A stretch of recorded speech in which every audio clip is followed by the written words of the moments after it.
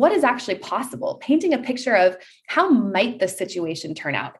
What is the opportunity here for me to create something so incredible and so opportunistic and just so beautiful and so alive and so divine, and focus on that. Welcome to Inspiration Rising. My name is David Trotter, and I'm a business growth consultant. I'm passionate about helping business owners, just like you, rise above your biggest barriers to reach your greatest goals, all without the paralyzing overwhelm, feeling all alone, or wondering what the heck to do next. I'm a former pastor and a serial entrepreneur who's passionate about personal growth, because that's what's helped me cultivate peace in my life and empowered me to love my amazing wife, Laura, of 26 years, and our 2 almost grown kids. So if you're all about business, personal growth, and peace in your life, you're in the right place. I'm super glad that you're here.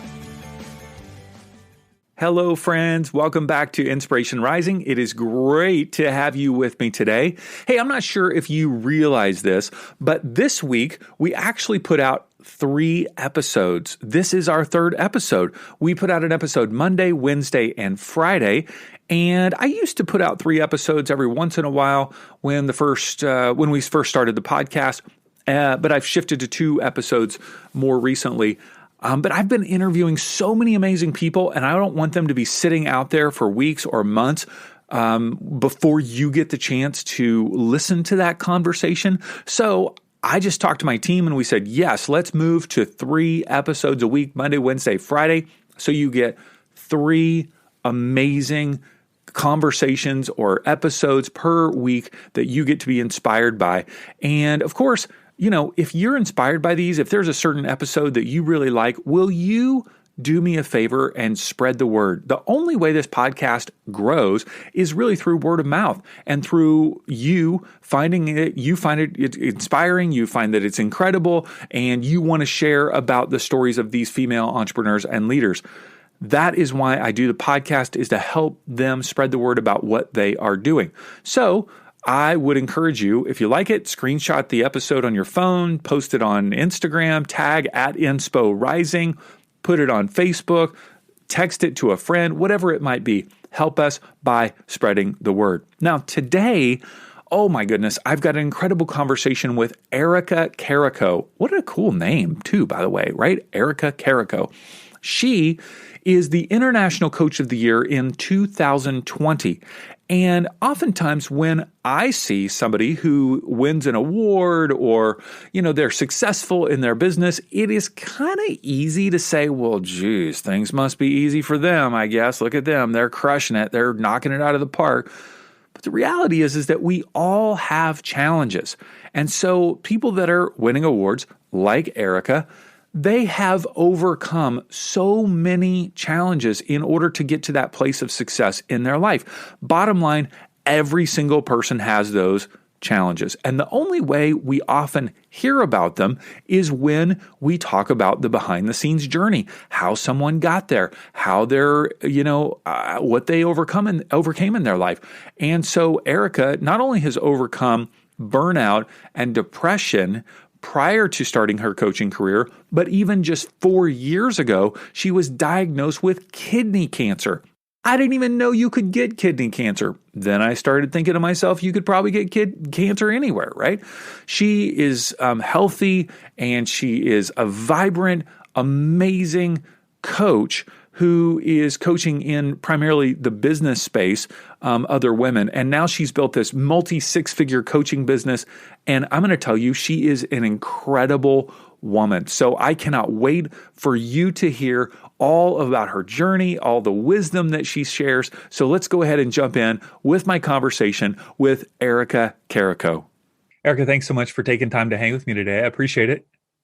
Absolutely. Thank you so much for having me. It's a pleasure. So I want to talk to you just a little bit about your story and how you made that transition from kind of a 9-to-5 job into full-time coaching. Take us back to when you were processing that, thinking about it. What was that journey like for you? Well, it was not a smooth journey, I will say. It was not an easy one where I just, started my business and quit my job. I think I was always kind of the person where I wasn't sure what I wanted to do with my life. And I was really trying hard to find a balance between following my own heart and, doing what I really wanted to do and was feeling called to do, but also keeping one foot in the quote unquote responsible world. Right. So I was always really struggling with the push and pull of what do I do with my life? How can I create the freedom that I want and have the impact that I want, but also be responsible and be able to pay a mortgage and, provide a nice living for my family and my kids and whatnot. And so what happened was at 26, I ended up falling into corporate recruitment. And I was doing that for a period of about 6 years, started in Denver, moved down to Sydney, Australia, was entertaining clients, in Singapore, Hong Kong, Sydney, traveling and wearing the nice suit and the high heels and earning a lot of money. And, I think a lot of people thought from the outside looking in that I had made it, that my life was amazing. And, oh, how lucky is she? And, what they didn't know was that on the inside, I was absolutely destroyed and completely burned out and 100% misaligned and, dealing with depression and anxiety and just this deep knowing that I was 100% not having the impact that I wanted to have. I was building somebody else's dream. I was earning millions of dollars for a company that already had millions of dollars. And I actually just was kind of in this hole of what is the point of my life? What am I doing? And it just led to all kinds of disastrous things.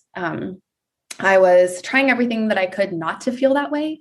So I was drinking wine every night and I was over exercising, just trying to get the stress out of my body. A lot of really self-destructive things. And I think I just hit this complete point of burnout where I literally couldn't tolerate it anymore. I couldn't take it anymore. It's so amazing how, like you said, from the outside, you've made it. Like you're traveling the world, you're making money, you look great. And yet there's that disconnect on the inside. Sometimes it's the opposite. We're not doing great in life, and we feel horrible, but it really can come up at any point, really, is what I'm hearing you say. It could be when we're externally not doing well, or even when we're externally doing well. I heard you say the word alignment. You felt out of alignment. So how did you figure out what would be in alignment for you? This episode is brought to you by Rise Up Creatives. As a business owner, are you overwhelmed by what to post on social media? Rise Up Creatives helps you create beautiful, engaging social media in just 5 minutes a day. Every month, we provide you with 31 customizable captions and accompanying lifestyle images, plus hundreds of social media templates in our drag and drop graphic design studio. For only $25 a month, you'll start standing out to your ideal client, increasing engagement, and saving loads of time in the process. Sign up today at riseupcreatives.com. That's riseupcreatives.com. So after I really burnt out in Sydney, I saw a life coach and I was like, someone just help me, please. I went to a therapist and asked him to put me on anti-anxiety medicine. And I mean, now I don't really know if they even do this, but he basically sat me there and he looked at me and he said, I'm not going to give you this medication because this is not what you need. What you need to do is go figure out your life. And, that was really powerful. And I actually took that to heart. And I saw a life coach and I quit my job at that point in time. And my partner at the time and we left and we went on this year-long backpacking trip around the world. And I thought naively that, going to India and Thailand and Laos and Cambodia and Vietnam and China, and then spending all this time volunteering in Africa, that I would find myself and I'd find my purpose. And I was, doing everything I could externally to figure out, why am I here? What am I here for? And it just wasn't working. So anyway, kind of, long story short, we came back to Australia and I had this feeling that I wanted to be a coach. I just felt like, I majored in psychology. It really kind of encompassed everything that I was naturally good at: writing, speaking, working with people one-on-one, and really creating an impact, like a difference in their life. But again, when I came back from Australia, we were getting ready to get married. We were getting ready to start a family, and everyone was actually saying, you can't start your own business right now, Erica. Like, you have to be responsible. You need to get a job. You need to get this income coming in. You need to be earning at least $75,000 a year so that we can live properly. And so again, I put my dream on the back burner, and I did the responsible thing again. I took out a $50,000 loan and got a master's degree in nonprofit management, which I don't even use anymore. But at the time, I was, like I said, trying to be responsible. I did that for about 5 years. So I felt like, okay, I'm a little bit closer. I'm making a difference in the world. And I felt really good about that. But again, 5 years later, it really came down to just stuffing my own dreams inside. And at this point now, I had been, again, building somebody else's dream. And I was married at this point. My marriage was failing because I was so unhappy in my career. I had 2 babies, and I, I kind of got to this point where I actually felt it was worse than I experienced in Sydney. And it was this full body, full soul knowing that, like, I can't live my life this way anymore. And within about 2 months of really having that feeling and that breakdown, I was diagnosed with kidney cancer. Hmm. And so, how many years ago was this? This was 2016, so 4.5 years ago now. Okay, so 4.5 years ago. And so now, I mean, I love a good breakdown story because I've got a great breakdown story. But you've got 2 breakdowns. My goodness, like, you got a hard head, my friend. You got it. I did not learn easily. Learn the hard way. And you look like you're 25. So I'm like, I don't know how all these events, kind of match up, like, age-wise. But okay, so this was 4 years ago. You had kidney cancer. I haven't even heard of kidney cancer. I guess you can get cancer anyway, anyhow. But I mean, you're here. I'm here. You're still alive. What was that journey like? Yeah. Well, thank you. First of all, I'm 40, so I don't look 40, but I'm 40. So yeah, I was diagnosed when I was 36, and 30. No, I had just turned 36. And what I took from that was, I really felt like, intuitively, I said before, my body just felt like I can't live this way anymore. And when I say that, I mean the burnout and the exhaustion and the unhappiness in my career and the unhappiness in my marriage. And I was so overwhelmed as a mom, and I had no friends anymore. I was just like, I felt like no matter what I did, I couldn't catch up in life. And there was no remnants of me whatsoever. I was just the shell of who I used to be. And I knew intuitively that there was something wrong with my body. I actually found my cancer intuitively and went to the doctor, I think 2 to 3 times before they were finally like, well, let's look inside now and do a CT scan. And sure enough, there it was. And so what I did was I had surgery to have the tumor on my kidney removed. And they didn't know at the time how bad it was, if it had spread, if I'd be able to save that kidney or not. They took half the kidney along with the tumor, and I did not undergo chemo or radiation. What I realized was that our body, when we're shoving so much of who we are inside and we're trying so tightly to hold on to it, and we're constantly thinking and experiencing these negative thoughts and these negative emotions, our bodies will start to create toxicity, right? And the kidney is all about toxicity and like resentment, and just there was so much anger that I had. And I just looked at my situation, and I thought, if my body created this, it created it for a reason. And if I created it, I can uncreate it.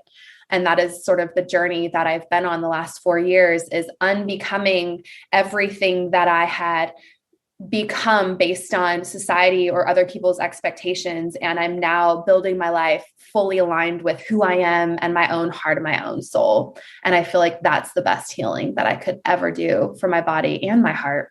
Wow. That's amazing. No chemo and no radiation. That is what a kind of best case scenario. And are you cancer free, or what's your situation? Yep. I've been cancer free ever since. So that feels really good. I don't have any intentions in it coming back. No. You don't want that. Wonderful. And so at what point then did you enter into kind of, okay, I'm gonna take this path of coaching that I've wanted to go down a couple times, but now I'm gonna actually start? Yeah, there was a moment when, it was probably about 4 days after my surgery, and I couldn't, they went in, there's 5 different incisions on my stomach and my side and into my back. And they just ripped through my whole side muscle. And I was still trying to breastfeed my baby. So it was right. I think I was in the hospital for 3 or 4 days, and it might've been my first night at home. And, my mother-in-law came from Australia to take care of me, and she must have taken me upstairs, put me in my little girl's room and the rocker. And I was, holding her with pillows propped up, and I was nursing her to sleep. And there was this moment of,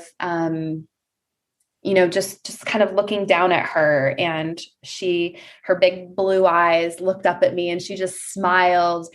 And I absolutely just lost it. Like, full just cry, why is this happening to me? Why is this happening to me right now? I didn't know if I was going to live. I didn't know if I was going to die. Am I ever going to be able to see you grow up? I don't know. And I just had this moment of like, just such sadness. And after, maybe like 30 seconds or so, I heard in my ear, whether it be a whisper or a small voice, the word remission. Like, literally someone was just whispering in my ear, remission, remission, remission. And I thought for a second, like, remission, is my cancer in remission? I mean, what does that mean? And then the voice kind of said to me again, remember why you're here. Mm-hmm. Remission, remember why you're here. And from that point on, I started my life coaching certification that week. I started it that week. And within 3 or 4 months, I had started coaching clients, on a pro bono level for free, practice clients. And within 1 year, I was fully booked in my business. I had a wait list, and I had been published in the media several times. I was starting to speak and get on podcasts and all the things. And I quit my job, and I've been full-time in my business ever since. I've never looked back. Amazing. What a crazy story. 2 breakdowns plus then kind of a third. I mean, what a challenging road you've been on. My goodness. Yeah, I think it's one of those things, I work with people in 2 ways to figure out why they're here. What are your divine gifts, and how can you start a business that's really aligned with your purpose? Mm-hmm. And then I help them to really build and grow that spiritual business so that they can, have the impact and also the income that they desire. And I think it gives me such leverage, because when I hear people say, I don't have time, or I can't do this, or, whatever, I'm not built for this, or this is too hard. I can really use my own personal resilience to share with them how I did all of this. And so it's put me in a really beautiful spot to be able to inspire. Mm-hmm. So you may not know this about me, but I was a pastor for over 10 years. And one of the things that people often ask, I don't know why we ask it as human beings, when we go through experiences like you've been through, why is God doing this to me? Right? Why is the divine? Why is God, whatever concept you have. Did you ever ask that? Or, I mean, I'm not hearing that come up for you, but did you ask that along the way? I knew. I don't know how, but I knew. I think in that moment with Molly, where I just had that sadness, it was like, why is this happening to me? Why am I doing this? But I think from a spiritual perspective, I knew this was my wake-up call. This happened to me, I really truly feel, because I was so not living my purpose. I was not fulfilling.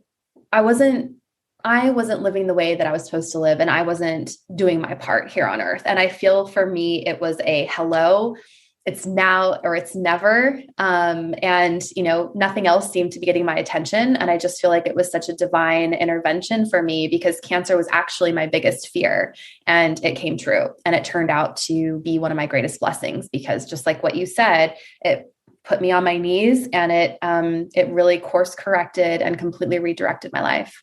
Mm-hmm.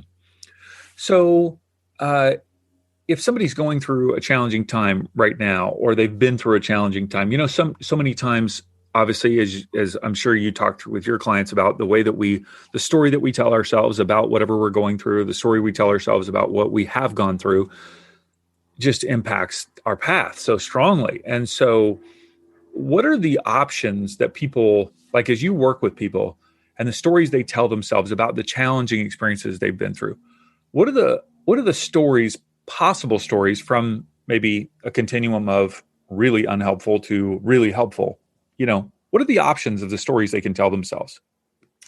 Very good question. I kind of am facing that situation again myself. So it's actually really relevant to me right now. I'm going through a separation with my husband. And, I think when we're in these types of situations, which a lot of us are after COVID and the pandemic, we're forced to reevaluate our lives. And I think the easiest story to fall into is being the victim and constantly replaying this is so hard. I can't do this. I'm so tired. How this is just never going to work for me. I'm going to end up, we really just go, and I do this myself. I go into the sob story and why everything is so hard. But I think I have to catch myself. And, one thing that I also really help my clients do is just remember that our brains are naturally wired to go to those dark places and those negative places. And it's designed to keep us safe, right? And so we just have to really work with what we've got. It's like a computer program, and just reprogram those thoughts and what our little computer up here is firing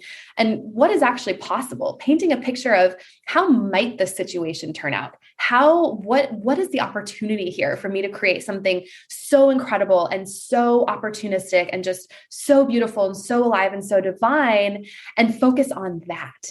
And so there are definitely like all areas of the spectrum that we can go, but I constantly have to try and redirect myself to stay in this space over here. And honestly, the more that I create a vision of what I want to achieve when I'm in these really dark moments, the more, it's every single time I've made that vision come true. So we are just powerful creators. Mm-hmm. Take us through a little, maybe an exercise with, like you said, okay, if I'm in that dark moment, if I envision what I really want, that helps. But sometimes the moment feels so dark, so consuming, so like just all consuming that I can't get to that point. You know what I mean? Like, take me through how would I get there?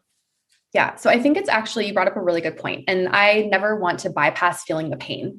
I think for so many years, I bypassed allowing myself to feel the pain. And I think there's a certain element that that's just okay, right? Like human emotion is human emotion. And we feel like, we think the pain is going to kill us and we think it's going to destroy us. And I think before we can truly move on, we need to allow ourselves to grieve whatever space we're in right now. So I need to be able to grieve the loss of my marriage and grieve the loss of my relationship and grieve the loss of my family structure and grieve the loss of being able to see my kids every day,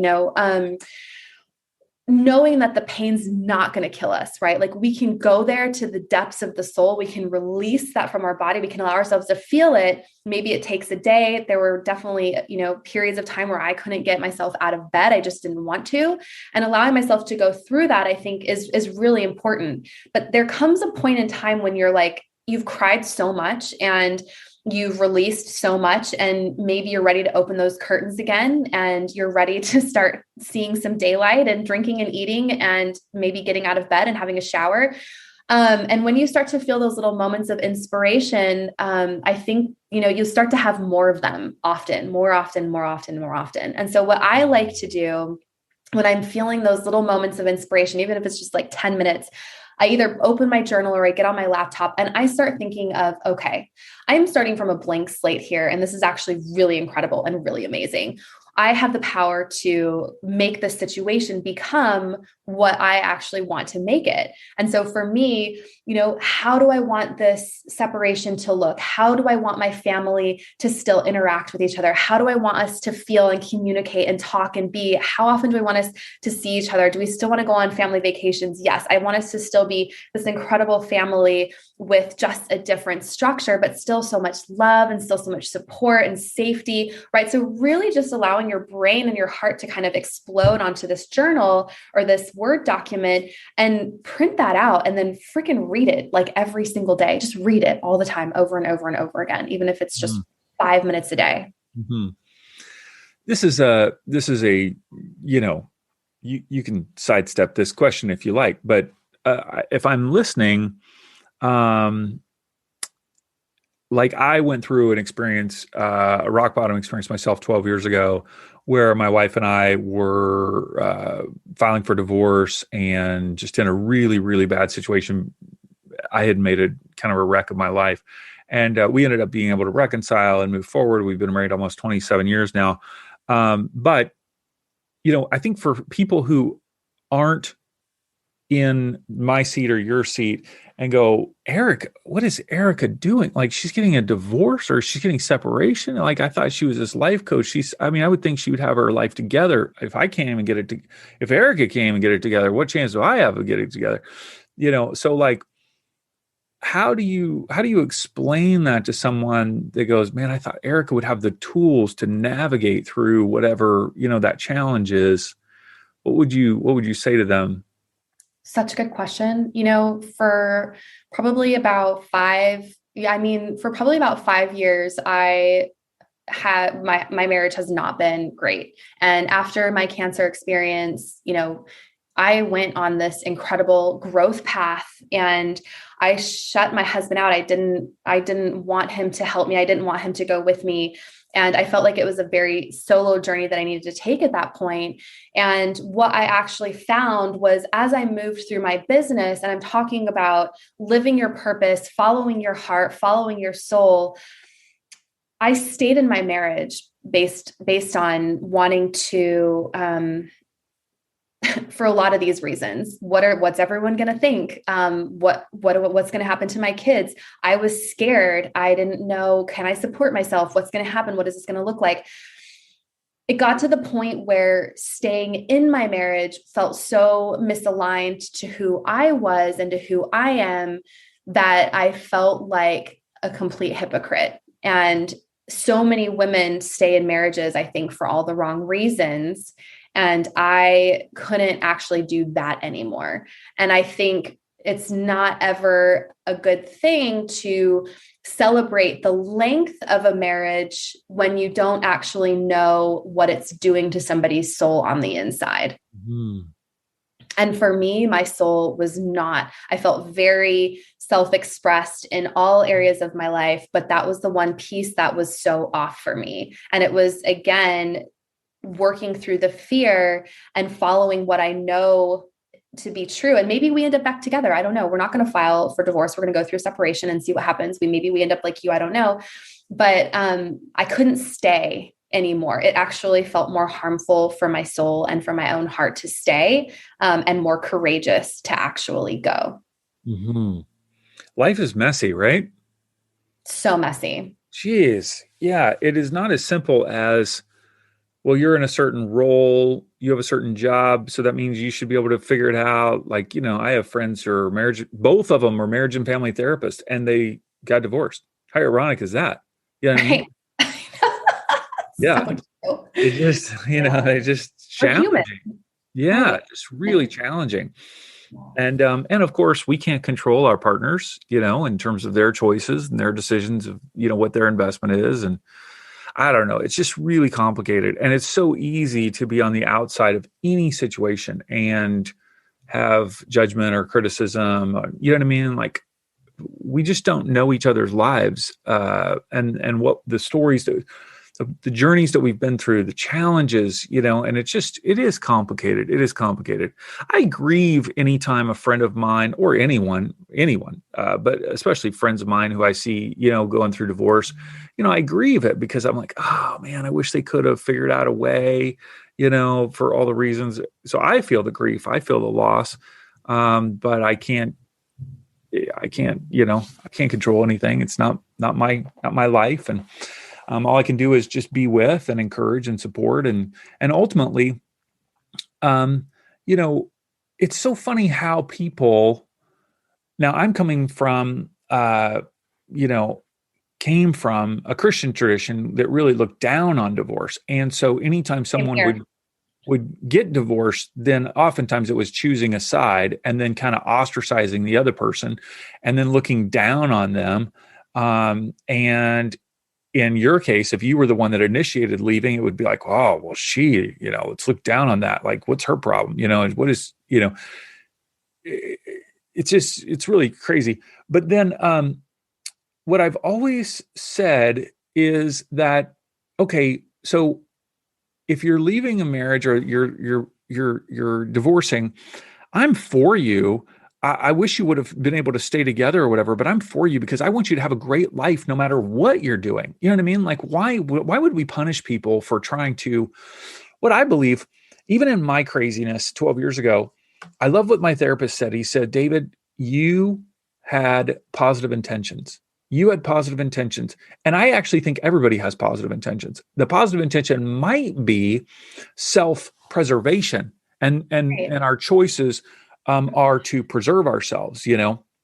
Even I know this sounds crazy, but even with a drinking problem, that's a positive intention because you're trying to provide yourself with care. You're using something that's not helpful or healthy, but the positive intention is you're trying to just take away pain and care for yourself. So I think life is so complicated, and I just, you know, I appreciate you sharing that.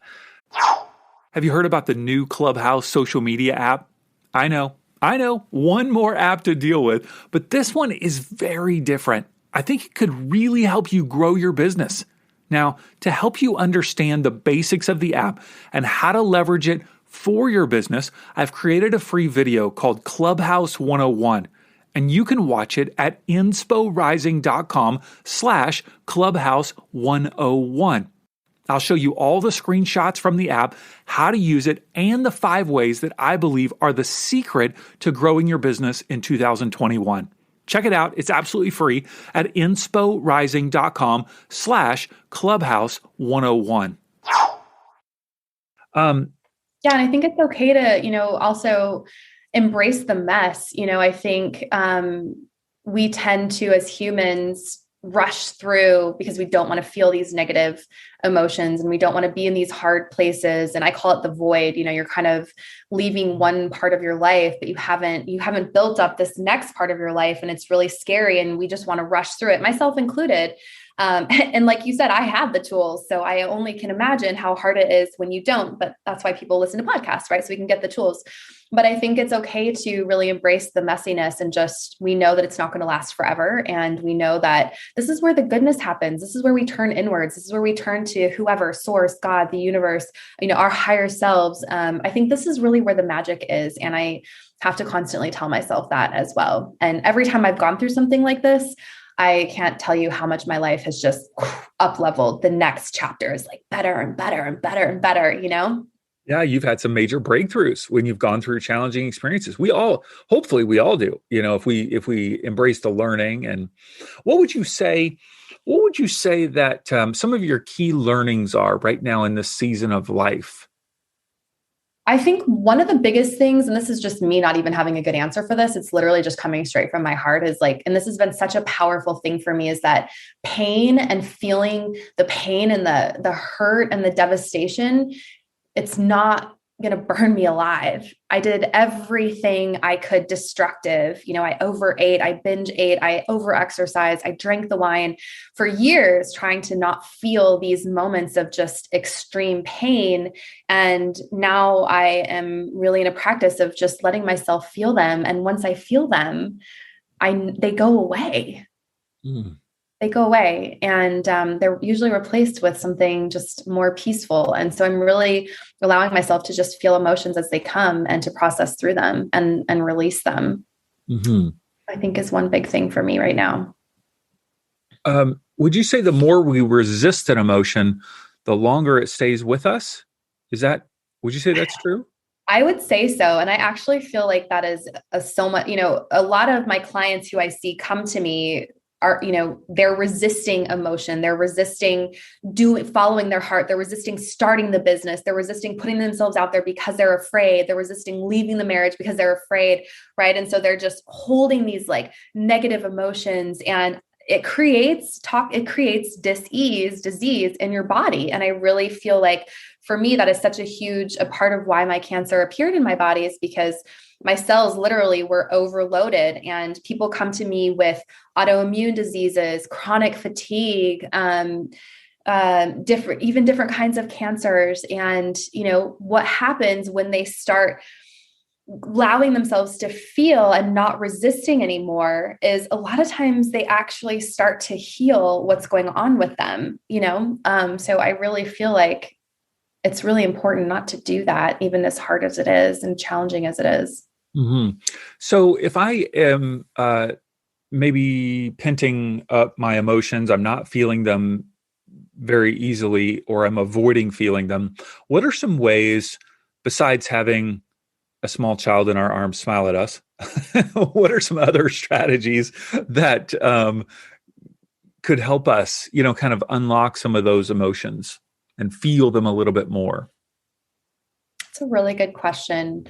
I think for me anyway, and what I see for my clients, I think it's really a case of being able to, and a lot of times we can't do this on our own. This is, why we reach out to, I think, professionals too, is really being able to strip yourself from the things that you're doing to numb them. So I think, I help my clients, first of all, when they're trying to really get clear on what their purpose is. We can't hear and feel ourselves when we're numbing, right? So we're either it's the sugar, or like realizing how we're avoiding feeling is the first step, and then removing that. And as hard as that is, to not drink the wine at night, or to not eat the Ben and Jerry's pint in the middle of the night, right? Or to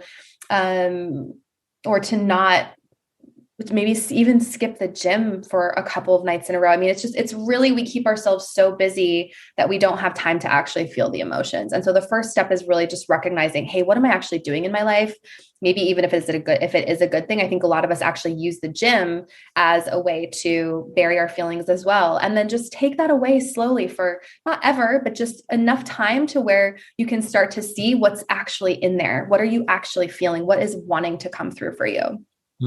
And what are some ways that you actually can work with people? Like, because people, obviously they're probably listening going, well, if she's been through this, maybe she could help me. They're starting to feel those emotions. What are some of the programs or ways that people could work with you? Yeah. So the first program I have, I have two sort of main ones, but really, my first one is called Awaken Your Purpose. And it's really helping someone to figure out why they're here. What is their purpose? What is their divine? What is their life's work? What are they here to contribute? And so it's kind of a soul journey of a lot of doing this healing work, really being able to tap into our own heart and soul and figure out, hey, why am I here? And then there's sort of a strategic side of that program as well. You come out getting really clear on, what business do I actually want to start? Or what am I here to do? Do I want to start a podcast? Or how am I here to really heal and make an impact? So that's one program. And then my second program is Soul Business Accelerator, where it helps you to actually build your business to where you can leave your 9 to 5 and earn really good money and have really good impact doing your soul purpose, is essentially how I help people. I love it. All right. EricaCarrico.com. Yep. EricaCarrico.com, and they can find out. I know you've got free trainings there and opportunities to just read and dive into all that you are a part of. You recently won an award. Tell us about this. What the heck? I did. Well, I actually won two. So last year I won International Coach of the Year 2020, which was incredible. And I also just found out that I was named by Yahoo Finance, one of the top 10 business coaches to look out for in 2021. So I'm pretty excited about that. That's great. Hard work paid off. Yes, yes. May this next year, may it just be amazing for you. May you find the peace that you want. May you find the fulfillment. May your, bank account be flooded with all sorts of income. And I hope that sense of family that you desire you'll find it and you'll be able to cultivate it. I really do. Yeah. Oh, thank you so much. Thank you. Hey, congrats on listening to another episode of Inspiration Rising. Why congrats? Because you're pouring education and inspiration into your mind and heart. And that's something we all need if we're going to grow our businesses and reach our goals in life. Now, if you enjoy Inspiration Rising, do us a favor, share it with a friend. Take a screenshot of your favorite episode and text it to them. Tell them to search for Inspiration Rising on their favorite podcast app and click subscribe. And if you haven't already, be sure to sign up for Inspo Text. That's our daily inspirational text messages. Just text me right now at 949-401-6090. That's 949-401-6090. Just say, hey, Dave, what's up? You'll get an automated reply with a link where you can add yourself as a contact. And of course, you can always unsubscribe. I want you to know today that you're inspired, empowered, and loved. Not because of the way you feel or what anyone else says about you, but because that's your true identity.